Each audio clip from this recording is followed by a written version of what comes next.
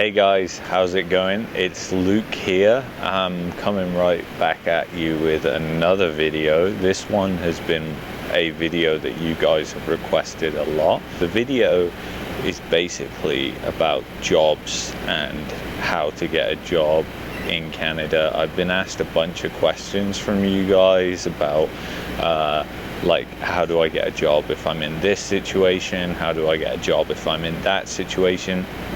It's hard for me to speak for all of your specific situations because I don't personally know them that well, but I can give you an idea on strategies and different ways to get a job. I was lucky myself. I work in a very specific software sector within IT, which is very niche, and there's not that many people working within it because it's a small industry. So when I was looking to move here, I had education credentials from that industry, and I also had experience from that industry, and there was also a skills shortage within Canada, especially of young people like myself within that industry. So basically, guys, when I was looking to move to Canada, though, it was extremely hard. My points weren't there. The score I had for my points was really low. It was something like 300. It was in the 300s. It was very low. So I was unlikely to get permanent residence, and I knew it. I had been contacting companies for years trying to get a job, and eventually what happened was I found out about the IEC visa, which is open to people between 18 years old and 35 years old. That's a great way, a stepping stone to get into Canada. It's not necessarily, you're not necessarily going to end up with permanent residence going down this route. You still need to have a lot of the things that the government wants for you to become a settled immigrant here, like educational credentials, work experience, an employer in an industry with a skills shortage, and that gets you more points. You need to have educational credential assessments. That costs about $1,000. You need to have language tests. That costs about, $300. And you need to get good points because otherwise your score isn't going to be so good. Now, basically, I just want to share with you guys an email I sent all the way back in 2015 before I got the IEC of the sort of thing that I was going on. And bear in mind, I got very close a couple of times to getting a job within Canada, and I nearly had a company who was willing to do an LMIA, and this is a thing that companies can do to get you to Canada, to sponsor you essentially. But basically I sent this email. Dear sir or madam, I've seen your posting on the job bank. I'm 21 years old, currently seeking a field-based role in the industry. I have over 3 years experience working on I'm fully IT and network trained. I'm confident at installing, troubleshooting, and fault finding on any of these devices. I am from the UK. I'm looking to move to Canada as soon as possible. My immigration status is that I've applied for express entry for skilled workers, which enables me to sign up for the Canadian Job Bank. I now need an employer as a skilled worker in order to fulfill and complete my application for immigration. I've attached my resume. If you're interested, please call me back. I would love to arrange a phone call. Now, a lot of the times when I was contacting these employers, it was kind of funny because I would need to actually chase them. It reminded me, because I was in sales at the time, of the sales process very much, because you were essentially chasing after this job, but you were trying to sell yourself to this employer as well.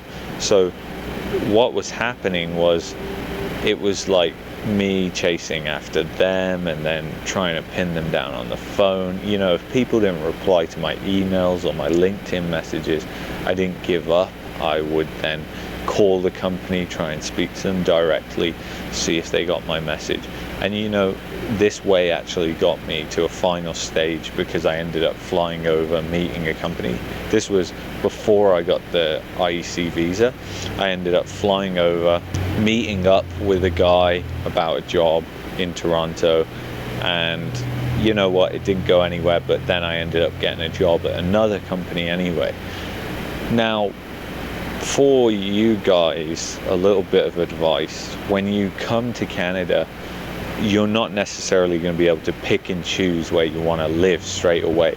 You're going to have to realize that this is a huge country with different economies all over the country. For example, the economy here in Calgary, Alberta, is completely different to the one in Toronto and Mississauga, and completely different to the one in BC too, and completely different to the one in Nova Scotia. So no place is the same, especially when coming from such a small country like England.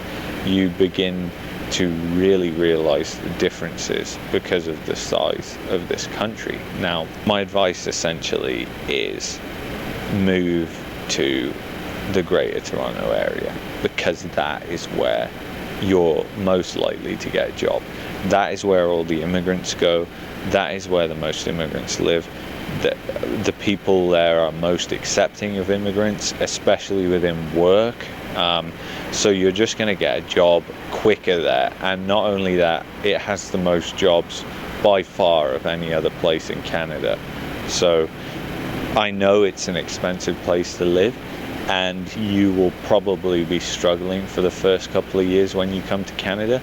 I struggled, but you know what? You push through it and you end up in a better place. Like, after you've been there a couple of years, you've got your experience, you can then move wherever the hell you want. I was nearly moved to Nova Scotia. I nearly moved to British Columbia, but we ended up liking Calgary the best out of these places. And you know what? Calgary may not be for you. Toronto, you may fall in love with that place. I know some people who absolutely love Toronto. If you apply for IEC, and a lot of people who watch my videos, because I can see from the demographics that you're going to be between 18 and 35, so apply for that. You know, you got to keep applying for that every year, because that is the best way to, number one, try out living in this country, and then number two, you know, if you want to stay immediately. I did it before even I got the visa. I was preparing my documents for immigration. So I did the language test, I did the education credentials assessment. I did this all before we even moved on the IEC, just so it was done, and it was a good job really, because we really struggled for the first year. You guys, we struggled with money, we struggled with just life in general and adjusting to culture over here. We struggled with the winter. The winter was brutal, and you know what? I actually love winter now. I've moved to Calgary, but over out east it's different. There wasn't anything to do. We'd never experienced cold like that, and we had no clue how to handle it and what you did. Like, a lot of people, they just become hermits in the winter time and do absolutely nothing. So it's you got to realize that too. But you know, if you're a graduate and you've just got your degree or whatever, try and get that IEC visa. Then reach out to employers on LinkedIn. Try and get a job, because there's no red tape with that IEC visa, and get in express entry. Even if you apply for that IEC visa, apply for express entry.